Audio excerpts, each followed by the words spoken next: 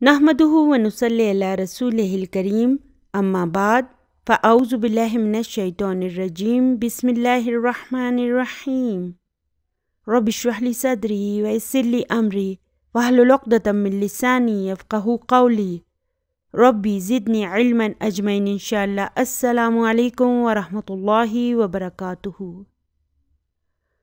अल्लाहुम्मा यस्सिर व ला तुअस्सिर व तम्मिम बिल खैर। चलिए आज हम अपने सबक की इब्तिदा एक बहुत ही प्यारी हदीस मुबारक से करते हैं। क़ाल नबी सल्लल्लाहु अलैहि वसल्लम इक़रउल क़ुरआन फ़इन्नहु यअती यौमल क़यामति शफ़ीअन लिअस्हाबिही। यानी कि हमारे प्यारे नबी सल्लल्लाहु अलैहि वसल्लम ने फरमाया, क़ुरआन पढ़ा करो इसलिए कि ये क़यामत के दिन अपने पढ़ने वाले के लिए सिफारशी बनकर आएगा। तो चलिए अभी अल्लाह सुब्हानहू व तआला का बाबरकत नाम लेकर अपने सबक की इब्तिदा करते हैं।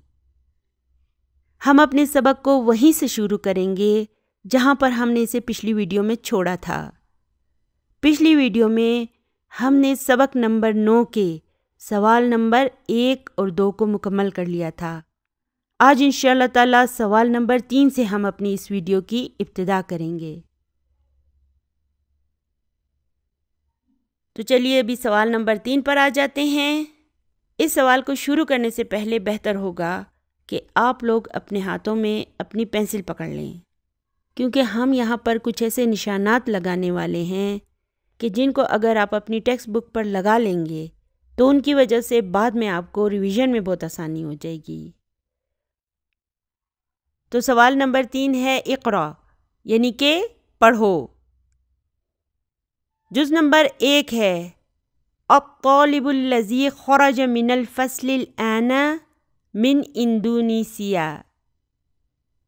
देखें, इस जुज़ नंबर 1 में मैं आपको बताऊंगी कि आपने ब्रैकेट को कहाँ से शुरू करना है और कहाँ पे ख़त्म करना है, लेकिन इसके बाद आपने मुझे बताना है कि ब्रैकेट कहाँ से शुरू की जाएगी और कहाँ पर ख़त्म की जाएगी।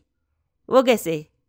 जब मैं जुज़ को पढ़ूंगी और आपसे सवाल करूंगी तो आप वीडियो को पॉज कर लें और इसे पॉज करके जवाब देने की कोशिश करें, ठीक है ना? तो जुज़ नंबर 1 है अत्तालिबुल लज़ी ख़रज मिनल फ़स्लिल आना मिन इंडोनेशिया। चलिए अभी मुझे ये बताएं कि इस जुमले में इस्मुल मौसूल कहाँ है? जी हाँ, ये अल्लज़ी इस्मुल मौसूल है। अच्छा, तो इसका सिलतुल मौसूल कहाँ है? देखें, अल्लज़ी के फ़ौरन बाद जो ये जुमला है ना, ख़रज मिनल फ़स्लिल आना, ये इसका सिलतुल मौसूल है। तो अब हमने क्या करना है? हमने यहाँ पर अल्लज़ी से पहले एक ब्रैकेट को शुरू करना है और इसे अल आना पर ख़त्म कर देना है, ठीक है ना? आप ये निशान जो है ना अपनी पेंसिल के साथ लगा लें। तो चलिए अभी ऐसा करते हैं कि इस अल्लज़ी ख़रज मिनल फ़स्लिल आना को जुमले से निकाल देते हैं और बाकी जो जुमला है ना उसे एनालाइज करके देखते हैं। अब ये बाकी जो जुमला बचा है अत्तालिबु मिन इंडोनेशिया, ये क्या है? ये एक जुमला इस्मिया है। अत्तालिबु इसका मुब्तदा है और मिन इंडोनेशिया जार मजरूर शिबु जुमला ख़बर है। इंडोनेशिया किसे कहते हैं? इंडोनेशिया को, यानी कि तालिब इल्म इंडोनेशिया से है। तो अब ये जुमला इस्मिया मुकम्मल है, हमारे पास मुब्तदा भी है और ख़बर भी है। लेकिन अब मसला ये है कि मुझे इस अत्तालिबु के बारे में आपको कुछ तफसील बतानी है। तो उस तफसील को बताने के लिए मैं इस्मुल मौसूल अल्लज़ी को लगा दूंगी। तो यहाँ पर ये अल्लज़ी क्या है? ये जुमले में किस हैसियत से आया है? जी हाँ, ये इस अत्तालिबु के लिए नात बनकर आया है, ठीक है ना? अल्लज़ी क्या है? ये इस अत्तालिबु की नात है। और दूसरी बात ये है कि हमें तो पता है ना कि अल्लज़ी जो है ये मबनी होता है, یہ مرفوع ہو کر بھی الذی رہے گا، منصوب ہو کر بھی الذی رہے گا، اور جب یہ مجرور ہوگا نا تب بھی یہ الذی رہے گا، کیونکہ اس بیچارے کے پاس ایک ہی ڈریس ہے، یہ اپنے اعراب کو تبدیل نہیں کرتا۔ تو الذی نعت کے طور پر آیا ہے، لیکن یہ ایک اسم الموصول بھی تو ہے نا، اور اسم الموصول کی یہ خصوصیت ہوتی ہے کہ جب وہ آتا ہے تو اس کے بعد ایک صلۃ الموصول ضرور آتا ہے۔ تو اب دیکھیں یہ خرج من الفصل الآن جو ہے نا یہ اس کا صلۃ الموصول ہے۔ تو یہ خرج من الفصل الآن کیا ہے؟ یہ ایک جملہ فعلیہ ہے۔ فعل کہاں ہے؟ خرجہ۔ اور فاعل کہاں ہے؟ دیکھیں نا جملے میں آگے کوئی اور مرفوع اسم موجود نہیں ہے، اس لیے ہم یہ کہیں گے کہ فاعل مستتر، اور چونکہ ہمیں پتہ ہے کہ یہ روٹ ورڈ ہے، اور روٹ ورڈ میں کون مستتر ہوتا ہے؟ ہوا کی ضمیر مستتر ہوتی ہے، تو ہم کہیں گے کہ خرجہ فعل ہے اور فاعل مستتر و تقدیرہ ہوا، اور من الفصلی یہ جار مجرور ہے، اسے جار مجرور کہہ کے ایک سائڈ پہ کر دیں، اور الآن یہ ایک ظرف ہے۔ الآن کا کیا مطلب ہے؟ ابھی، ناؤ۔ تو الطالب الذی خرج من الفصل الآن من اندونیسیا، اب اس پورے جملے کا کیا مطلب ہے؟ یعنی کہ طالب علم جو ابھی کلاس روم سے نکلا ہے انڈونیشیا سے ہے، یعنی کہ اس کا تعلق انڈونیشیا سے ہے۔ جز نمبر 2 ہے الکتاب الذی علی المکتبی للمدرسی۔ تو چلیے ابھی مجھے بتائیے کہ اب میں بریکٹ کو کہاں سے شروع کروں؟ شروع کرنے کا تو آسان ہے، آپ کہیں گے الذی سے پہلے شروع کریں، لیکن اب مجھے بتائیے ختم کہاں پہ کروں؟ الذی کے بعد لکھا ہے علی المکتبی للمدرسی، تو کہاں پہ ختم کروں؟ جی ہاں، علی المکتبی کے بعد جو ہے نا میں اس بریکٹ کو ختم کر دوں گی۔ چلیے اب ایک کام کرتے ہیں، اس الذی علی المکتبی کو جملے میں سے نکال لیتے ہیں اور جملے کو انالائز کر کے دیکھتے ہیں کہ کیا جملہ مکمل ہے۔ تو جملہ ہے الکتاب للمدرسی، الکتاب مبتدا ہے اور للمدرسی جار مجرور شبہ جملہ خبر ہے، یعنی کہ جملہ مکمل ہے، یعنی کہ کتاب استاد کی ہے۔ چلیے ابھی مجھے اس الکتابو کے بارے میں آپ کو ایک تفصیل بتانی ہے، تو وہ تفصیل بتانے کی خاطر میں اسم الموصول کو لکھوں گی، یعنی کہ الذی کو لکھوں گی، اور پھر اس کے بعد میں وہ تفصیل بتاؤں گی جو مجھے الکتابو کے بارے میں بتانی ہے، یعنی کہ علی المکتبی۔ اب یہاں پہ دیکھیں کہ الذی کے بعد صلۃ الموصول کے طور پر کوئی پورا جملہ نہیں آیا بلکہ صرف جار مجرور آیا ہے۔ تو صلۃ الموصول جو ہے وہ ایک جملہ بھی ہو سکتا ہے، ایک لفظ بھی ہو سکتا ہے، ایک مرکب بھی ہو سکتا ہے۔ اب یہ علی المکتبی جو ہے یہ صرف جار مجرور کا مرکب ہے اور یہ صلۃ الموصول کے طور پر آیا ہے۔ الذی کا کیا مطلب ہے؟ جو، اور علی المکتبی میز پر ہے۔ یہ وہ تفصیل تھی جو میں نے کتابوں کے بارے میں آپ کو بتانی تھی، اس لیے پہلے میں نے اسم الموصول کو لگایا اور پھر اس کے بعد صلۃ الموصول کو لگا کے آپ کو وہ تفصیل بتا دی۔ تو اب یہاں پر یہ الذی جو ہے یہ الکتابو کی نعت ہے، اور علی المکتبی کیا ہے؟ یہ جار مجرور ہے، یعنی کہ کتاب جو میز پر ہے استاد کی ہے۔ تو جز نمبر 3 ہے لمن ھذا القلم الجمیل الذی علی المکتبی۔ تو اب مجھے بتائیں کہ بریکٹ کو کہاں سے شروع کروں؟ فٹافٹ بول دیں کہ الذی سے پہلے، ٹھیک ہے نا؟ یہ دیکھیں میں نے شروع کر دی۔ اب مسئلہ یہ ہے کہ ختم کہاں پہ کروں؟ اس کے بعد تو صرف جار مجرور ہے۔ جی ہاں، علی المکتبی پہ ہی ختم ہو جائے گا۔ تو یہ سوالیہ جملہ ہے، اس لیے ہم اس پورے جملے کو تو انالائز نہیں کریں گے، لیکن مجھے بتائیے کہ یہ القلم کیا ہے؟ یہ دیکھیں نا، یہ ھذا کے بعد ایک معرفہ اسم آیا ہے، تو جلدی سے بول دیں یہ اس کا بدل ہے، ٹھیک ہے؟ اچھا اگر یہ بدل ہے تو پھر یہ الجمیلو کیا ہے؟ یہ الجمیلو جو ہے اس القلم کی نعت ہے، اور پھر الذی کیا ہے؟ جی ہاں، یہ بھی نعت کے طور پر آیا ہے۔ الذی کیا ہے؟ اسم الموصول ہے، اور المکتبی جار مجرور صلۃ الموصول۔ تو سوالیہ جملہ ہے، اس کا ہم صرف ترجمہ کریں گے، یعنی کہ یہ خوبصورت پین کس کا ہے؟ جو میز پر ہے۔ تفصیل کیا ہے اس پین کی؟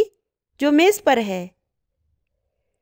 اچھا، جز نمبر 4 ہے البیت الکبیر الذی فی ذلک الشارع للوزیری۔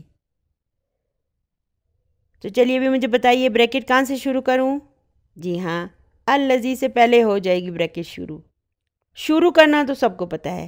اب مجھے یہ بتائیں کہ اس بریکٹ کو ختم کہاں پہ کروں؟ جی ہاں اشارے کے بعد ہم اس بریکٹ کو بند کر دیں گے۔ چلیے ابھی اسے جملے سے نکال دیتے ہیں اور باقی جملے کو انالائز کرتے ہیں۔ البیتو کیا ہے؟ مبتدا ہے۔ الکبیرو کیا ہے؟ جی ہاں، یہ اس البیتو کی نعت ہے، اور خبر کہاں ہے؟ للوزیری جار مجرور شبہ جملہ خبر ہے۔ تو اب مجھے البیتو کے بارے میں آپ کو ایک تفصیل بتانی ہے، اس لیے اب میں یہاں پر ایک اسم الموصول الذی کو لکھ دوں گی، اور پھر اس کے بعد وہ تفصیل لکھ دوں گی جو مجھے آپ کو بتانی ہے۔ تو اب یہاں پہ دیکھیں، اس بریکٹ میں یہ الذی کیا ہے؟ اسم الموصول ہے، اور یہاں پر یہ البیتو کی نعت کے طور پر آیا ہے۔ تو یہ فی کیا ہے؟ یہ ایک حرف جر ہے۔ اچھا، ذالکہ کیا ہے؟ یہ اسم مجرور ہے۔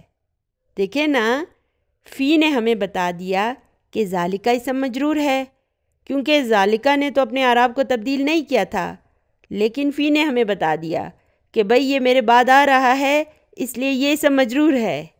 ٹھیک ہے نا؟ ذالکہ مبنی ہوتا ہے نا، یہ اپنے اعراب کو تبدیل نہیں کرتا۔ یہ مرفوع بھی ہو تو ذالکہ ہوتا ہے، منصوب بھی ہو تو ذالکہ ہوتا ہے، اور اگر یہ مجرور بھی ہوگا نا تو پھر بھی ذالکہ ہوگا۔ ٹھیک ہے نا؟ تو فی حرف جر ہے اور ذالکہ اسم مجرور ہے، تو پھر یہ الشارعی کیا ہے؟ جی نہیں، یہ نعت نہیں ہے، بلکہ یہ بدل ہے۔ آپ بھول گئے کہ جب اسم اشارہ کے بعد ایک معرفہ اسم آتا ہے تو وہ بدل ہوتا ہے۔ دیکھیں میں آپ کو اس طرح سمجھاتی ہوں، میں کہتی ہوں وہ کتاب، ٹھیک ہے نا؟ تو اب یہاں پر وہ اسم اشارہ ہے اور کتاب بدل ہے۔ اسی طرح جب کبھی بھی اسم اشارہ کے بعد ایک معرفہ اسم آئے گا نا تو آپ سمجھ جائیں کہ یہ اس کا بدل ہے، اور کچھ ہو ہی نہیں سکتا، وہ اس کا بدل ہی ہوگا۔ تو اب یہاں پر اس بریکٹ میں الذی اسم الموصول ہے اور فی ذالک الشارعی صلۃ الموصول ہے۔ تو اب اس پورے جملے کا ترجمہ یہ ہو جائے گا کہ بڑا گھر جو اس سڑک پر ہے وزیر کا ہے۔ اب دیکھیں، شارع کا مطلب ہوتا ہے بڑی سڑک، کھلی سڑک جو ہوتی ہے نا، جو زیادہ چوڑی ہوتی ہے، اسے شارع کہتے ہیں۔ تو اسی طرح ہم انشاءاللہ تعالیٰ بار بار ان کو انالائز کرتے جائیں گے نا تو ہم اس میں ایکسپرٹ ہوتے جائیں گے۔ تو آپ نے اس چیز سے پریشان نہیں ہونا کہ یہ کورس تو اتنا لمبا ہے اور مجھے اس کو اتنا زیادہ ٹائم دینا پڑے گا۔ بھئی اگر آپ زیادہ ٹائم دیں گے تو آپ کو ایک علم بھی تو پکا حاصل ہو جائے گا۔ اس طرح صرف خالی گرامر کے شارٹ کورسز کرنے سے یہ انسان کو جلدی بھول جاتا ہے، یاد نہیں رہتا۔ تو یاد رہنے کے لیے ضروری ہے کہ آپ لانگ کورس کریں۔ میرے لیے بہت آسان تھا کہ میں ایک شارٹ سا کورس بنا لیتی اور سب کچھ آپ کو بتا دیتی، لیکن میرا مقصد کچھ اور ہے۔ میرا مقصد آپ سب کو قرآن پاک سے پکا پکا جوڑ دینا ہے، آپ کو یہ زبان سکھانا ہے۔ اور آپ سوچیں کہ جب آپ ایک نئی زبان سیکھیں گے تو آپ کو تو اسے ٹائم دینا پڑے گا نا۔ آپ جائیں جا کے فرینچ سیکھیں، آپ چائنیز زبان سیکھیں، کوئی اور زبان سیکھیں، آپ کو کتنا ٹائم دینا پڑے گا، کتنے عرصے میں آپ کو وہ یاد ہوئے گی۔ میں تو آپ سے صرف 6 منتھ یا 1 سال کا ٹائم مانگ رہی ہوں۔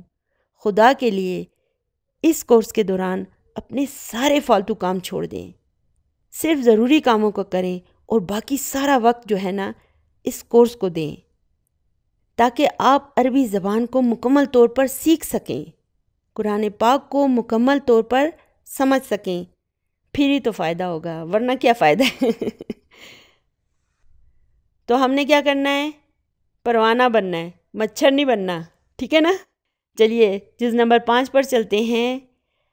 السریر الذی فی غرفۃ خالد مکسور۔ اب مجھے بتائیے کہ بریکٹ کو میں کہاں سے شروع کروں اور کہاں پر ختم کروں؟ شروع تو آپ کو پتہ ہے کہ الذی سے ہوگا، لیکن اب مجھے بتائیں ختم کہاں پہ کرنا ہے؟ خالدین پر ہم نے اس بریکٹ کو بند کرنا ہے۔ تو باقی جملے کو انالائز کرتے ہیں۔ السریر مبتدا اور مکسورن اس کی خبر، یعنی کہ بیڈ ٹوٹا ہوا ہے۔ چلیے ابھی مجھے آپ کو بیڈ کے بارے میں کچھ بتانا ہے، تو اس لیے میں الذی کو لکھوں گی نعت کے طور پر، اور پھر اس کے بعد وہ بات لکھوں گی جو مجھے آپ کو بتانی تھی۔ تو وہ کیا ہے؟ فی غرفتی خالدین۔ الذی تو اسم الموصول ہے، تو پھر فی کیا ہے؟ جی ہاں، یہ حرف جر ہے، اور غرفتی کو دیکھیں یہ کیا ہے؟ اسم مجرور ہے۔ لیکن پھر یہ خالدین کیا ہے؟ یہ سمجھ نہیں آ رہا، یہ کیا ہے؟ غرفتی پہ غور کریں، آپ کو خود ہی سمجھ میں آ جائے گا۔ دیکھیں غرفتی میں کیا خاص بات ہے؟ دیکھیں نا، اس میں ال ہے نہ تنوین ہے، تو یہ مضاف ہے، اور خالدین اس کا مضاف الیہ ہے۔ تو اگر میں یہاں پر خالدین کو صلۃ الموصول میں سے نکال دوں تو پھر یہ یوں ہو جائے گا فی الغرفتی، فی کے بعد غرفتی میں ال آ جائے گا۔ لیکن جب ال نہیں آیا نا تو آپ سمجھ جائیں، الرٹ ہو جائیں کہ یہ مضاف بھی ہے، اور خالدین جی ہاں یہ اس کا مضاف الیہ ہے۔ تو اب اس کے معنی ہوں گے کہ بیڈ جو خالد کے کمرے میں ہے ٹوٹا ہوا ہے۔ ابھی کتنا اچھا لگ رہا ہے کہ ہم پورے جملوں کا ترجمہ کر رہے ہیں، تھوڑا کانفیڈنس محسوس ہو رہا ہے نا آپ کو؟ چلیے آگے چلتے ہیں۔ تو چلیے ابھی سوال نمبر 4 پر آ جاتے ہیں۔ اقرأ المثال، یعنی کہ مثال کو پڑھیے، ثم کون جملا، پھر جملے بنائیے، علی غرارہ، اس کے پیٹرن پر۔ چلیے ابھی پیٹرن کو پڑھتے ہیں۔ الکتاب الذی علی الکرسی صغیر، یعنی کہ کتاب جو کرسی پر ہے چھوٹی ہے۔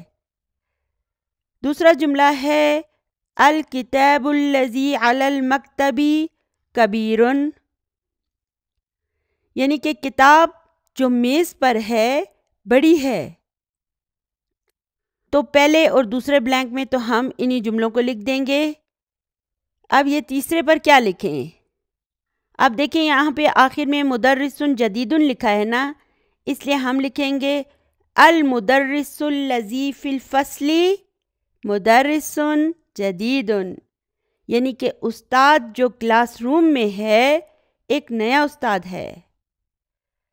چلیے اب جز نمبر 4 پر آ جاتے ہیں۔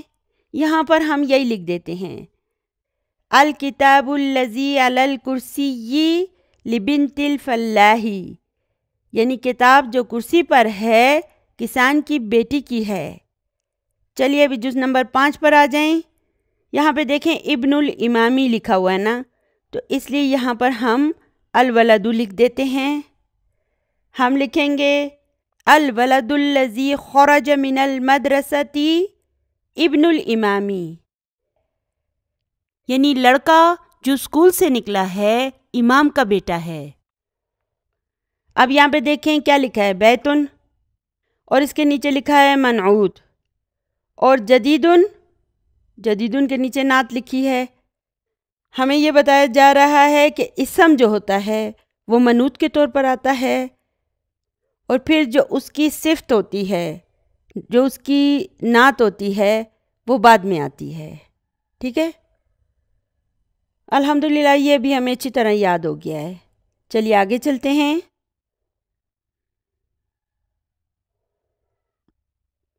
چلیے ابھی اس سبق کے آخر میں جو مشکل الفاظ ہیں نا اس کی لسٹ پر آ جائیں۔ ہمارے پاس جو نئی بکس ہیں نا اس میں ان کے معنی جو ہے نا وہ انگلش میں لکھے ہوئے ہیں، لیکن جو پرانی بکس ہیں نا ان میں ان کے معنی جو ہے نا وہ یہاں پر نہیں لکھے ہوئے۔ اگر آپ کو ان کے معنی اردو میں چاہیے تو ایسا کریں کہ اسی کتاب کی کلید بک کو کھولیں اور کلید بک میں اسی نمبر کا سبق نکالیں، اور اس سبق کے آخر میں انشاءاللہ تعالی آپ کو ان سب مشکل الفاظ کا اردو میں ترجمہ مل جائے گا، ٹھیک ہے نا؟ تو اگر آپ کو کوئی لفظ سمجھ نہ آئے نا تو آپ کلید بک کھول کے وہاں سے دیکھ لیا کریں۔ تو چلیے ابھی واپس آ جاتے ہیں۔ سب سے پہلے ہے الانگلیزیتو۔ انگلیزیتو عربی میں انگلش کو کہتے ہیں، انگلش زبان کو۔ پھر ہے الفاکہتو، فاکہہ فروٹ یا میوے کو کہتے ہیں۔ پھر ہے صعبن، صعبن کا مطلب ہے مشکل، ڈیفیکلٹ۔ پھر ہے العصفور، سپیرو، چڑا۔ آگے ہے المدینتو یعنی کہ شہر، سٹی۔ الطائر، پرندہ، کوئی بھی پرندہ۔ پھر ہے القاہرہ، قاہرہ کے شہر کو کہتے ہیں۔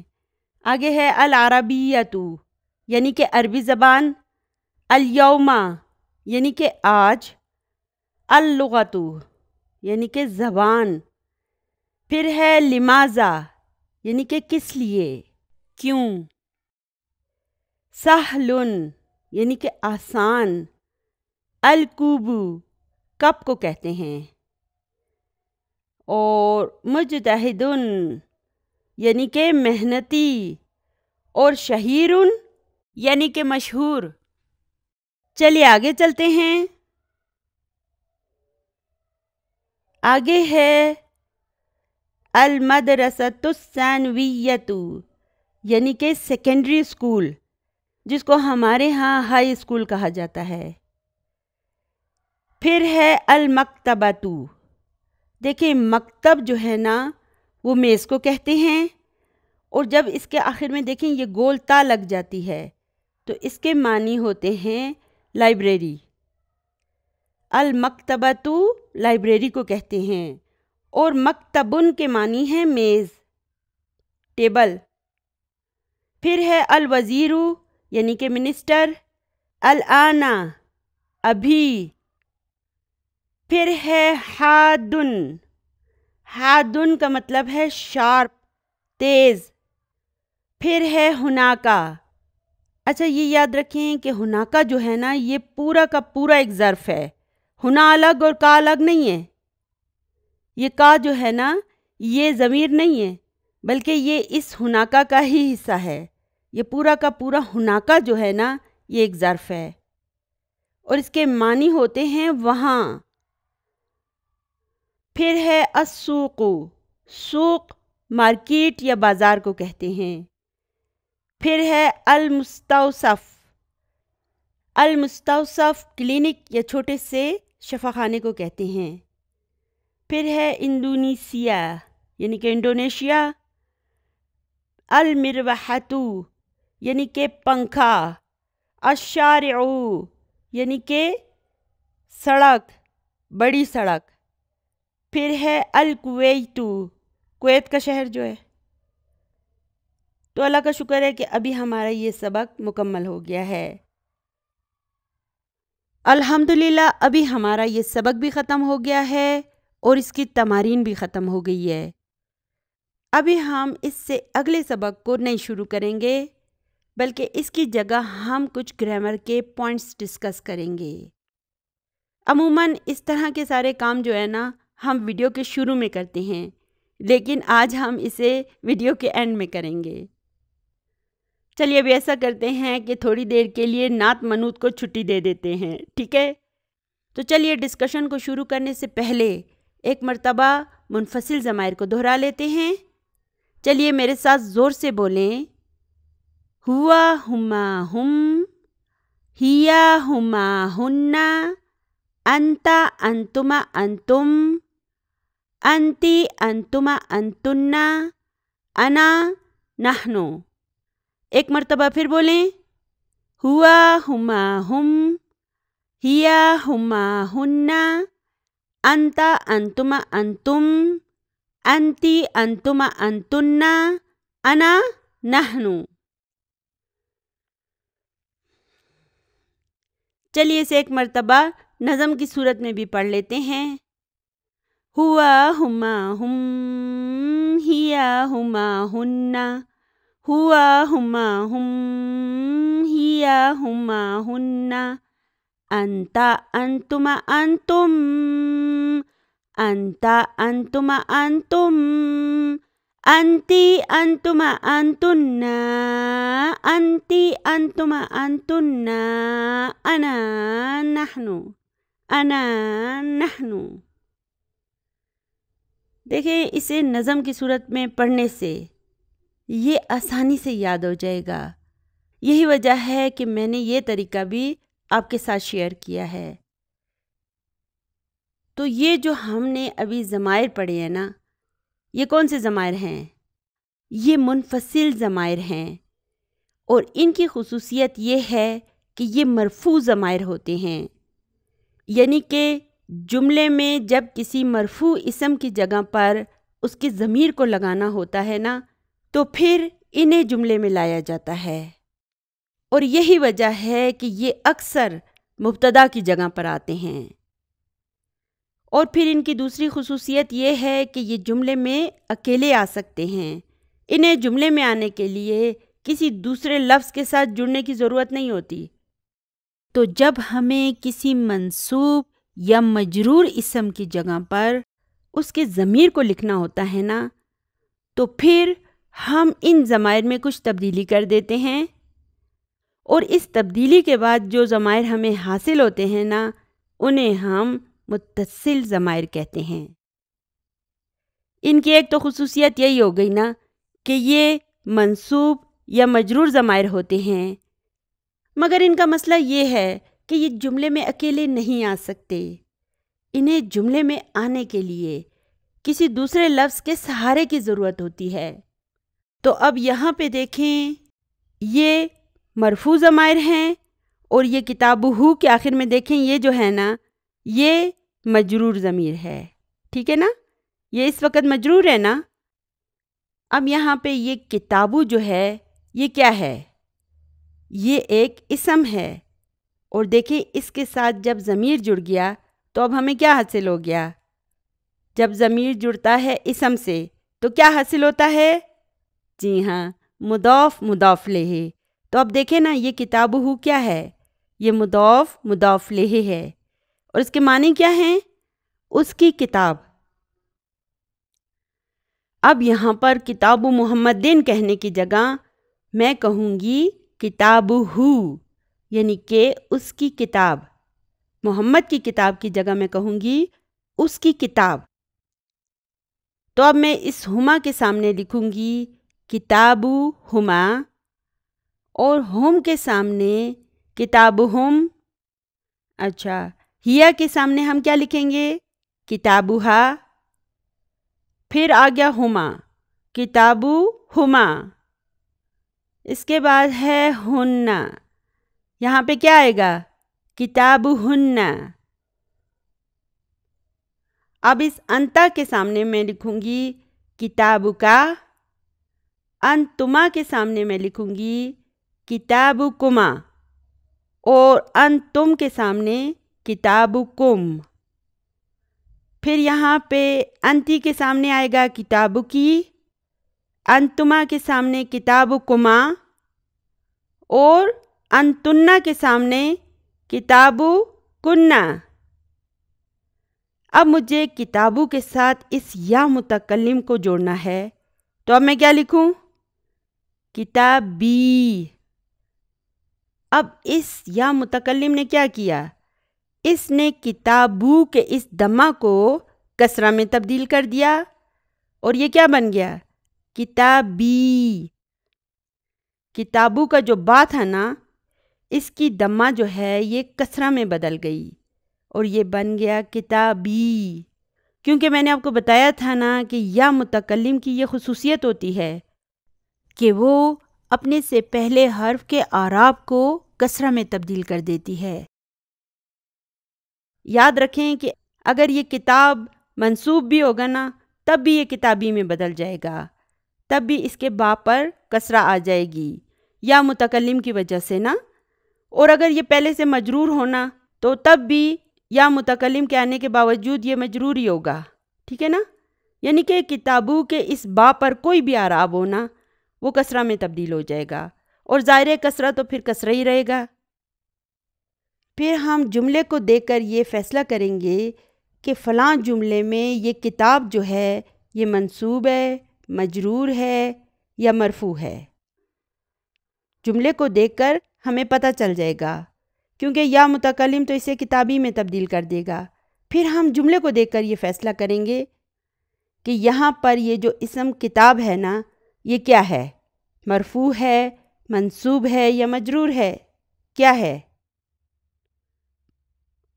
اور اب اس نحنو کے سامنے میں کیا لکھوں گی؟ کتابنا۔ تو اب ہم نے یہاں پر کیا کیا؟ ہم نے یہ سب مضاف اور مضاف الیہ بنائے ہیں، ٹھیک ہے؟ ضمیر جب اسم کے ساتھ جڑ گیا نا تو پھر ہمیں مضاف اور مضاف الیہ حاصل ہو گیا۔ چلیے ابھی مجھے یہ بتائیے کہ جب ضمیر کو ہم کسی حرف جر کے ساتھ جوڑ دیتے ہیں تو پھر ہمیں کیا حاصل ہوتا ہے؟ تو پھر ہمیں جار مجرور حاصل ہوتا ہے نا؟ چلیے ابھی ایسا کرتے ہیں کہ متصل ضمائر کو من کے ساتھ جوڑ کر دیکھتے ہیں، تو یہ کیا ہو جائے گا؟ منہو، منہما، منہم، منہا، منہما، منہن، منکا، منکما، منکم، منکی، منکما، منکن، منی، مننا۔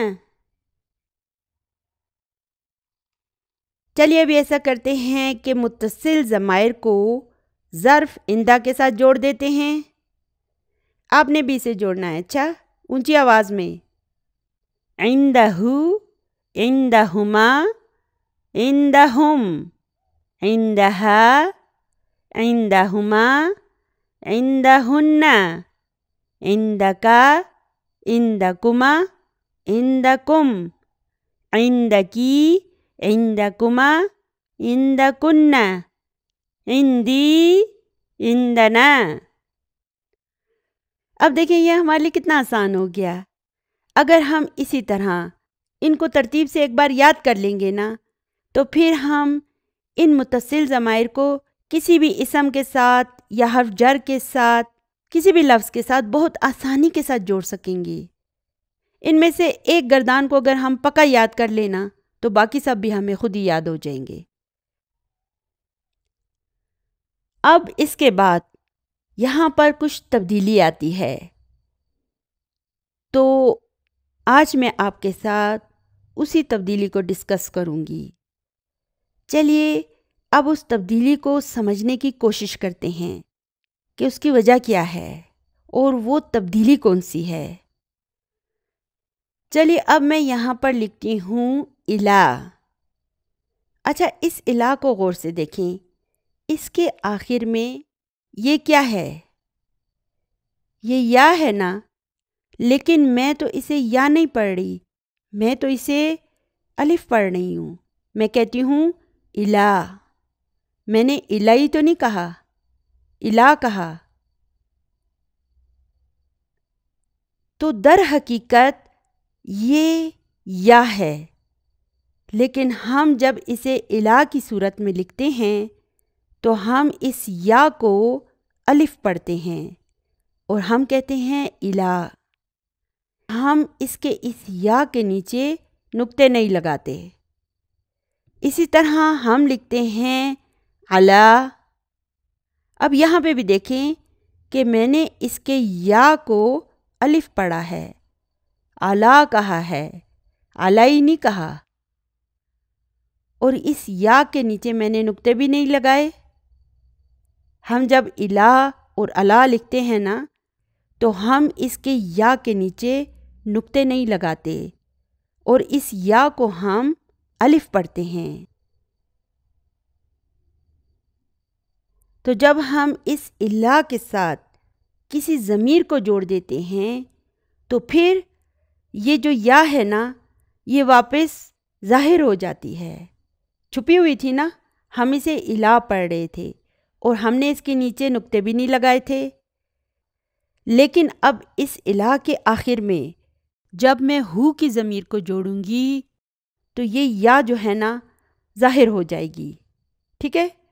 اور یہ کیا بن جائے گا؟ یہ بن جائے گا الیہ۔ کیا بن گیا؟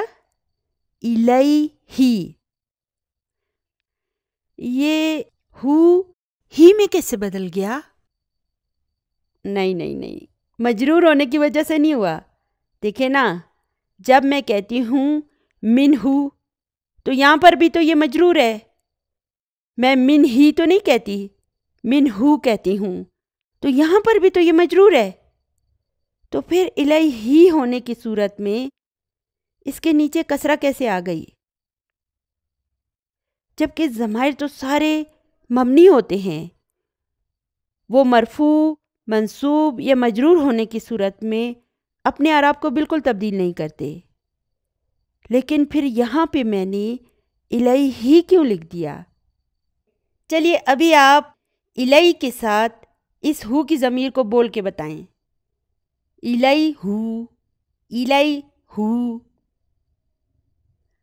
اس طرح الیہ بولنے سے ہمیں نہ صرف اپنے چہرے کے مسلز کا زیادہ استعمال کرنا پڑتا ہے بلکہ اس کے ساتھ ساتھ آواز بھی کچھ نامناسب سی لگتی ہے۔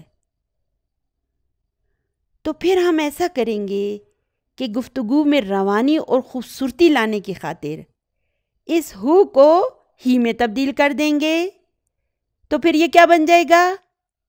الیہ، الیہ۔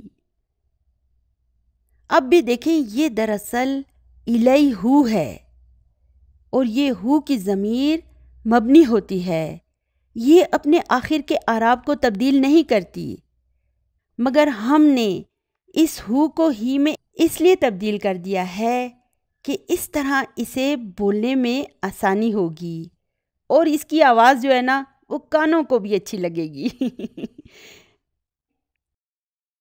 اسی طرح سے الا کی اس یا کو بھی ہم الف پڑھتے ہیں، لیکن جب اسے بھی ہم کسی دوسرے ضمیر سے جوڑتے ہیں نا تو اس کی یہ یا بھی کھل کر سامنے آ جاتی ہے اور یہ الیہ میں تبدیل ہو جاتا ہے۔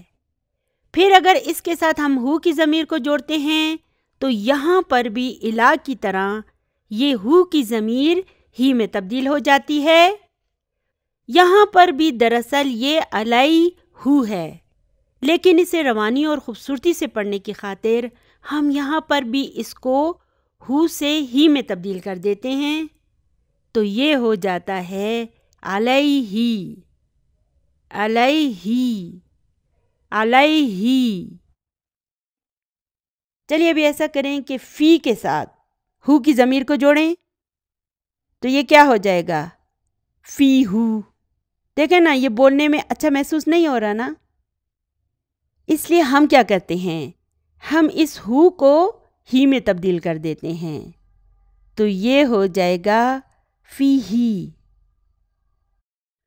تو در حقیقت یہاں پر بھی یہ فی ہو ہے، لیکن ہم نے اپنی اسپیچ میں روانی لانے کی خاطر، خوبصورتی لانے کی خاطر اسے ہی میں تبدیل کر دیا اور یہ ہو گیا فی ہی۔ یاد رکھیں کہ اس کا گرامر سے کوئی تعلق نہیں ہے، اس کا اسے روانی سے بولنے سے تعلق ہے۔ تو اب آپ یہاں پر دیکھیں کہ جو غیر معمولی تبدیلی کی گئی ہے نا اسے میں نے سرخ رنگ سے لکھا ہے، جیسے کہ الا اور الا کے اس یا پر نقطے نہیں ہوتے نا، اور اس صورت میں ہم ان کی اس یا کو الف پڑھتے ہیں، تو جب ان کے ساتھ کوئی متصل ضمیر جڑ جاتا ہے تو یہ یا کھل کر سامنے آ جاتی ہے، پھر ہمیں یہ تبدیلی کرنی پڑتی ہے کہ پھر ہم اس کے نیچے یہ نقطے لگا دیتے ہیں، جو کہ اس بات کی علامت ہوتے ہیں کہ اب انہیں یا پڑھا جائے گا، اب انہیں الف نہیں پڑھا جائے گا، یا پڑھا جائے گا۔ یہی وجہ ہے کہ میں نے ان نقطوں کو سرخ رنگ سے لکھا ہے تاکہ آپ کو پتہ چل جائے کہ یہ تبدیلی ہوئی ہے۔ اور دوسری تبدیلی یہ کرنی ہوتی ہے کہ ہم ہو کی ضمیر کو ہی میں تبدیل کر دیتے ہیں، اس لیے میں نے اس کو بھی سرخ رنگ سے لکھ دیا ہے، جبکہ فی ہی کی صورت میں ہم نے یا کو فی کی صورت میں بھی یا ہی پڑھا تھا اور فی ہی کی صورت میں بھی اسے ہم یا ہی پڑھتے ہیں۔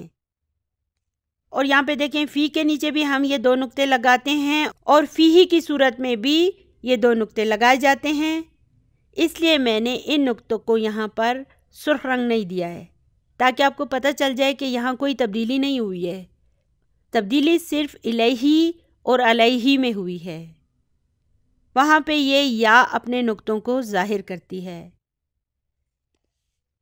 اور دوسری بات یہ ہے کہ فی ہی میں بھی ہو کی ضمیر ہی میں تبدیل ہو گئی ہے، اس لیے اس کے نیچے جو یہ کسرہ ہے نا، اسے بھی میں نے سرخ رنگ سے لکھا ہے۔ تو اب جب آپ اسے دیکھیں گے تو آپ آسانی سے پہچان جائیں گے کہ جو نقطے اور اعراب سرخ رنگ سے لکھے ہوئے ہیں نا، یہاں پر تبدیلی ہوئی ہے، باقی جگہوں پر تبدیلی نہیں ہوئی۔ یہ جو میں نے ریڈ کلر سے لکھا ہے نا، ان میں تبدیلی ہوئی ہے، ٹھیک ہے نا۔ عربی زبان میں کچھ تبدیلیاں ہمیں گرامر کی وجہ سے کرنی پڑتی ہیں اور اعراب کی کچھ تبدیلیاں زبان میں روانی لانے کی خاطر بھی کرنی پڑتی ہیں، ٹھیک ہے نا۔ تو اس سب کا اصول کیا ہے؟ اصول یہ ہے کہ جب ضمیر سے پہلے کسرہ یا آ جائے تو پھر یہ تبدیلی کرنی ہوگی، اور ضمائر کے اعراب میں یہ جو تبدیلی ہے نا، یہ ہر جگہ پر نہیں ہوگی، یہ صرف ان 5 جگہوں پر ہوگی: ہوا، ہما، ہم، ہما اور ہننا۔ یہ تبدیلی جو ہے نا ان 5 ضمائر کے سامنے ہوگی، باقی سب جگہوں پر نہیں ہوگی۔ اور اس کی وجہ کیا ہوتی ہے؟ اس کی وجہ یہ ہوتی ہے کہ ان ضمائر سے پہلے یہ یا کسرہ آ جائے، یعنی یا ساکن یا کسرہ آ جائے، تو پھر ہمیں ان 5 ضمائر کے سامنے تبدیلی لانی ہوگی، ٹھیک ہے نا۔ تبدیلی آ گئی۔ چلیے بھی ایسا کرتے ہیں کہ ان سب سے پہلے فی لکھ دیتے ہیں، تو اس فی لکھنے کے بعد یہ کیا ہو جائے گا؟ فی کتابی ہی، جی ہاں، چلیے ایسا کریں کہ آپ فی کتابی ہو بولیں، فی کتابی ہو، فی کتابی ہو۔ مشکل ہے نا، سننے میں اچھا نہیں لگ رہا نا، اس لیے ہم اس میں تبدیلی لائیں گے اور ہم کہیں گے فی کتابی ہی۔ کتنا آسان ہو گیا، کتنا خوبصورتی آ گئی ہے اس میں، ہے نا، روانی آ گئی ہے۔ تو یہ جو تبدیلی ہم نے کی ہے نا، اس ہو کو جو ہی میں تبدیل کیا ہے، یہ اس وجہ سے نہیں کیا کہ یہ یہاں پر مجرور ہے، بلکہ یہ تبدیلی اس لیے کی گئی ہے کہ اسے روانی اور خوبصورتی سے پڑھا جائے اور چہرے کے جو مسلز ہیں نا، انہیں بھی زیادہ تکلیف نہ دی جائے۔ اس وجہ سے یہ کی جاتی ہے۔ تو اگر ہم نے اس ہو کو ہی میں تبدیل کرنا ہوتا تو دیکھیں نا، ہم من ہو میں بھی اسے تبدیل کر دیتے، یہاں پہ بھی تو حرف جر ہے، لیکن من ہو میں اس ہو سے پہلے کسرہ یا ساکن نہیں آئی ہے، یہی وجہ ہے کہ یہ تبدیلی ہم نے من ہو میں نہیں کی ہے، ٹھیک ہے۔ تو یہ بن جائے گا فی کتابی ہی، فی حرف جر ہے، کتابی اسم مجرور ہے، وہوا مضاف اور ہی مضاف الیہ۔ چلیے ابھی میں کتابو ہما کے سامنے فی لکھ دیتی ہوں، تو یہ کیا بن جائے گا؟ فی کتابی ہما، ہما ہما میں تبدیل ہو جائے گا. اور پھر کتابہم کے سامنے اگر میں فی لکھ دوں تو یہ ہو جائے گا فی کتابی ہم. ہم میں بدل گیا. اچھا، اب یہ جو کتابہا جو ہے نا، اس کے سامنے اگر میں فی لکھوں گی تو اس میں تبدیلی نہیں آئے گی. یہ جو ہے نا، یہ فی کتابی ہا بن جائے گا، یہاں تبدیلی نہیں آئے گی. اب پھر کتابہما آ گیا تو اب کیا کروں؟ اب اس سے پہلے جب میں فی لکھوں گی تو یہ بن جائے گا فی کتابی ہما. اوپر بھی دیکھیں ہم نے ہما کو ہما میں تبدیل کیا تھا نا، اب یہاں پہ بھی ہما میں تبدیل ہو جائے گا.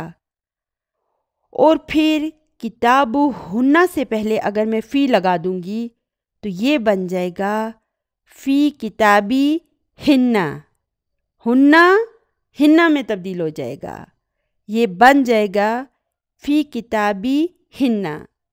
تو یہ تبدیلی جو ہے نا، یہ صرف ان 5 جگہوں پر ہوتی ہے: ہوا کے سامنے، ہما کے سامنے اور ہم کے سامنے، اور پھر اس کے نیچے ہما کے سامنے اور ہننا کے سامنے. ہیا کے سامنے نہیں ہوتی ہے. اور پھر اس دوسرے کالم میں دیکھیں کہ ان کے سامنے بھی یہ تبدیلی نہیں ہوگی. یہ تبدیلی صرف ان 5 جگہوں پر ہوگی. اور کیوں ہوگی؟ اس کا گرامر سے کوئی تعلق نہیں ہے. اس کا تعلق اس بات سے ہے کہ اسے پڑھنے میں خوبصورتی اور روانی لائی جا سکے اور چہرے کے مسلس کا کم سے کم استعمال کیا جائے. ٹھیک ہے نا؟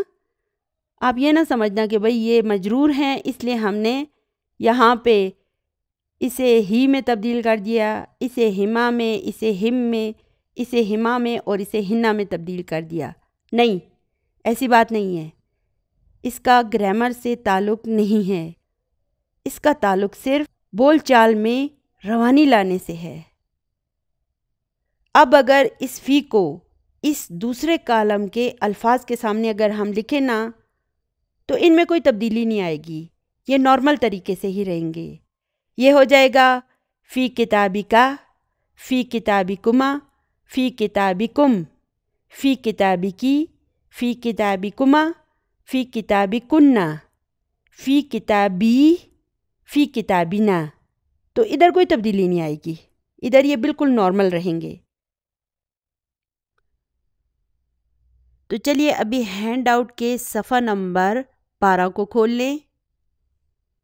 اس میں دیکھیں کچھ باکسز سے بنے ہوئے ہیں، گرے کلر کے خانے سے بنے ہوئے ہیں. ان کو گرے اسی لیے کیا گیا ہے کہ آپ کو بتایا جا سکے کہ ان جگہوں پر تبدیلی لانی ہوگی.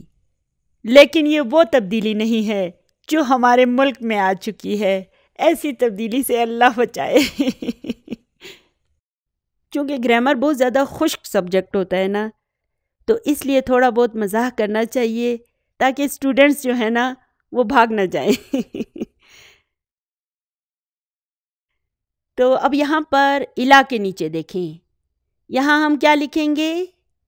الیہی. دیکھیں نا یہ بھی گرے ہے نا، اس لیے یہاں پر ہم تبدیلی لائیں گے.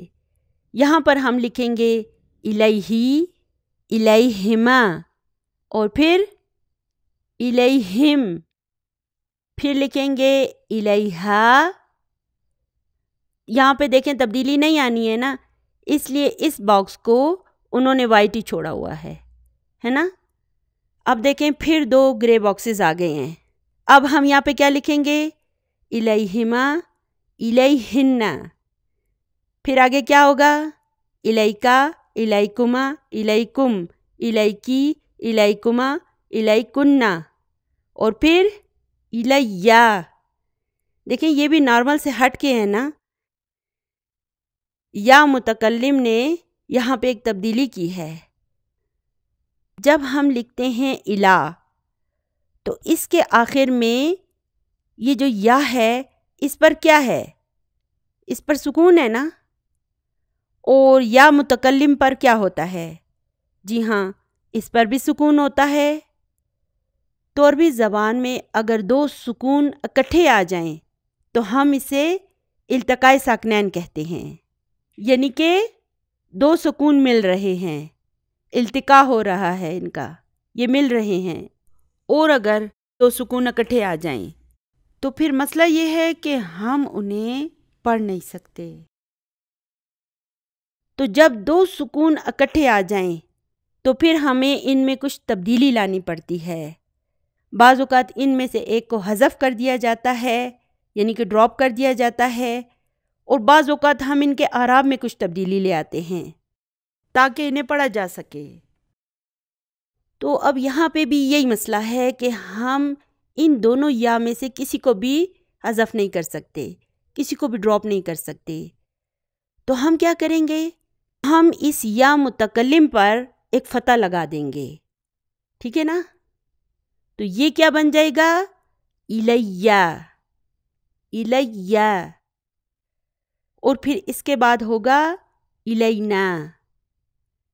چلیے ابھی اس الہ کو ایک مرتبہ پھر سارے ضمائر کے ساتھ جوڑ لیتے ہیں۔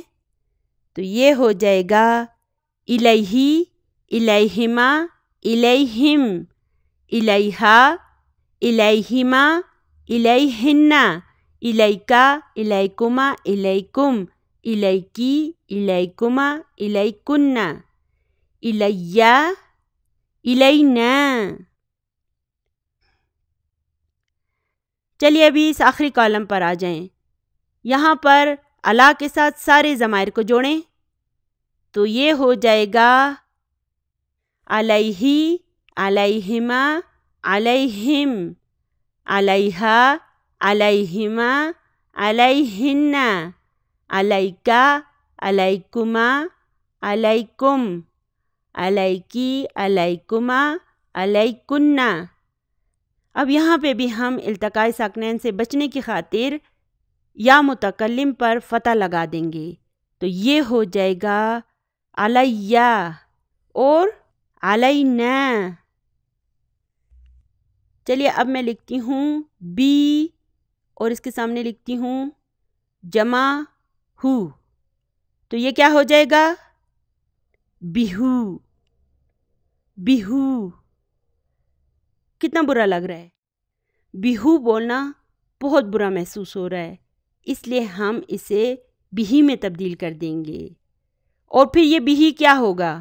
جی ہاں، یہ جار مجرور ہے۔ چلیے اب ایسا کرتے ہیں کہ حرف جر بی کو سارے متصل ضمائر کے ساتھ جوڑتے ہیں۔ تو اب دیکھیں کہ یہاں پر بھی با کے اوپر کسرہ ہے نا، تو اب ہم کیا کریں گے؟ ان 5 جگہوں پر ابھی بھی ہمیں تبدیلی کرنی پڑے گی۔ تو یہ ہو جائے گا بہی، بہما، بہم، بہا، بہما، بہن، بکا، بکما، بکم، بکی، بکما، بکنا، بی۔ جی ہاں، یہاں تبدیلی نہیں ہوگی، یہاں پر التقاء ساکنین نہیں ہے نا، تو یہاں پر بالکل نارمل طریقے سے یہ ہوگا بی اور بنا۔ تو یہ بی کیا ہے؟ جی ہاں، یہ بھی جار مجرور ہے۔ دیکھیں یہ بی جو ہے نا، یہ 2 الفاظ پر مشتمل ہے، ایک حرف جر ہے اور دوسرا اسم مجرور ہے۔ اسی طرح اگر ہم اسموں کے سامنے ہو کی ضمیر لکھتے ہیں تو یہ کیا بن جائے گا؟ اسمہو، اسمہا، اسمکا، اسمکی، اسمی۔ تو یہ سب کیا ہیں؟ جی ہاں، یہ سب مضاف مضاف الیہ ہیں۔ تو یاد ہے نا ہم نے کیا پڑھا تھا کہ جب ضمیر کسی اسم کے ساتھ جڑ جاتا ہے تو ہمیں مضاف مضاف الیہ حاصل ہوتا ہے۔ اسی طرح ہم نے پڑھا تھا کہ جب ضمیر کسی حرف جر کے ساتھ جڑتا ہے تو ہمیں جار مجرور حاصل ہوتا ہے۔ اسی طرح ضمیر جب کسی ظرف سے جڑے گا تو ہمیں ظرف اور مضاف الیہ حاصل ہوگا۔ تو دیکھیں یہ سب جو ہم نے ابھی پڑھا ہے نا، یہ سب انشاءاللہ تعالی ہمارے سبق نمبر 10 میں بھی آئے گا۔ یہی وجہ ہے کہ میں نے آپ کو اس کی ابھی پریکٹس کرا دی ہے۔ تو آج کا ہمارا سبق بس یہیں تک تھا۔ دعاؤں میں یاد رکھیے گا۔ ربنا لا تزغ قلوبنا بعد إذ هديتنا وهب لنا من لدنك رحمة إنك أنت الوهاب۔ سبحان ربك رب العزة عما يصفون وسلام على المرسلين والحمد لله رب العالمين۔ جزاكم الله خيرا كثيرا۔ السلام علیکم ورحمۃ اللہ وبرکاتہ۔